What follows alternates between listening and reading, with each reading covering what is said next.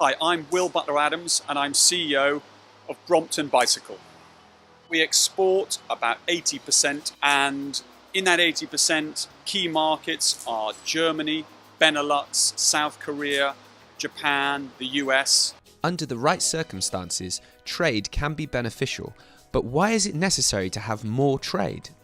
Trade is beneficial if both sides get something out of it and if consumers get something out of it as well as producers. So if trade is generally seen to be good for economic growth, good for economic output, and good for living standards. So that would be the advantage of a good trade deal. The European Union and the United States are now negotiating a trade agreement, the Transatlantic Trade and Investment Partnership, TTIP. But TTIP will never become a reality if both the European Parliament and the Council do not agree on it. This is a double democratic guarantee. But why would our democratic representatives vote in favour for it? In Europe, there are 5 million jobs thanks to trade with the United States, and these jobs tend to be more highly skilled and better paid. But we could improve this. The small and medium-sized enterprises are much more affected by the fact that we have barriers. My name is Martin Welker. I'm the CEO and owner of Schutte, a machine tool builder. We have about 600 employees in Cologne. One of the challenges which we have in the US is that the price is different because we get taxed. We're currently paying about 11% in the US for bikes and about 20% for luggage.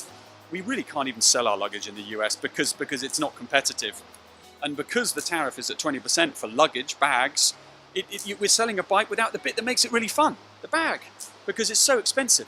And the customer doesn't understand it. And then they see in the UK, it's like this cheap. And they're like, well, are you ripping us off or what's going on? Why do we need TTIP?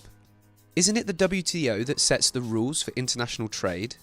In a globalized world, we have reached a moment where the WTO has not delivered what it had promised. I mean, TTIP itself is a second best solution to a trade liberalisation deal done multilaterally through the WTO. So we have a TTIP negotiation because the WTO Doha round failed.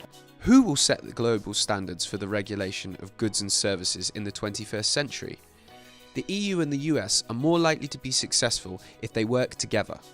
What are the obstacles and what are the barriers? Actually, two barriers. The one is tariffs, and the other ones are the non-tariff barriers. If you were able to make it easier for companies to export across the Atlantic in either direction, but with fewer regulatory barriers, that would be helpful. What we are looking at is in different areas, mainly technical, where we can recognize each other's standards. And if we can agree that one test is enough, then we could save quite a lot of money and time. Take the security issue on planes. In the EU, you can take up to 100 millilitres of liquids onto a plane. In the US, it's 3 ounces. These quantities are not exactly the same, but they achieve the same objective to keep us safe. Therefore, these safety standards have been recognised as equivalent. In the current negotiations, regulators are looking at other cases in specific industrial sectors where a similar result can be achieved. The EU and US standards can be recognised as equivalent if, and only if, they achieve the same outcome in terms of safety. Equivalence means more trade and it guarantees safety. Take, for example, the neutral wire in a machine tool. In Europe, the neutral wire is blue. In America, depending on the state, actually depending on the county, it gives you 45 different options, but it can't be blue. There are many areas where Europe and the US can find common ground to cooperate better, but there are also some areas, some red lines, the European people are clearly opposed to compromise on.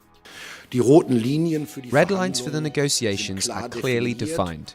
These mandates are very clear. That means there can't be and there won't be a lowering of standards. Those hormones that are forbidden in the EU will still be forbidden. We won't be invaded by chlorine chicken or hormone beef. Genetically modified food is one main concern. In the USA, the use of GMOs in feed and for consumption is common. For Europeans, this is unthinkable.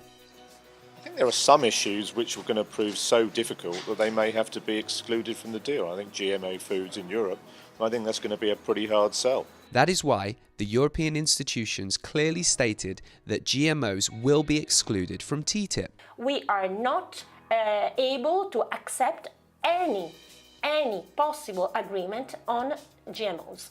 We have a very special system of allowing GMO products in Europe, whether they come from the US or elsewhere. They have to be approved by EFSA, the authority. If they are approved, then they can be sold here. If they're not approved, they cannot. That will not change with TTIP. That's what opponents of TTIP really worry about, that this is a deal which essentially just benefits the corporate side of the equation and not consumers, not workers.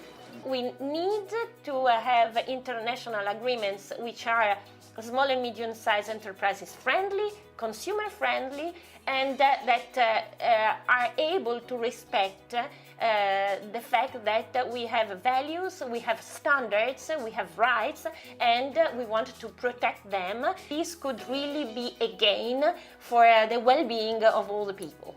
TTIP can achieve all this and set golden rules for the future. Free trade around the world is happening with or without the EU. If Europe does not lead, others will. Let the EU seize this opportunity.